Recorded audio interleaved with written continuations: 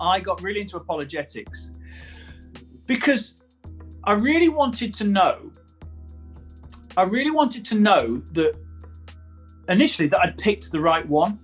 I'd picked the right faith because I'd had these experiences, but I was aware that Christians weren't the only people having spiritual experiences, and Christians weren't the only one trying to get to God.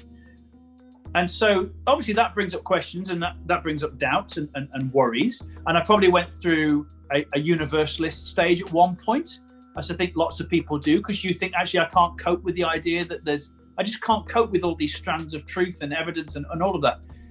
And then getting into apologetics, I did it because I was really interested in knowing the truth and then being able to defend the truth.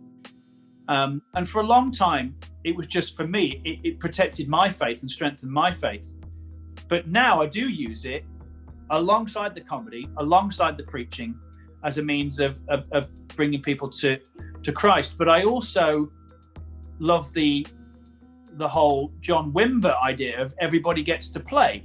And I remember watching Todd White on YouTube for the first time, where he was out on the street and seeing people healed. And I remember thinking, if this is what it is, if this can happen, then I want it. I want to see this.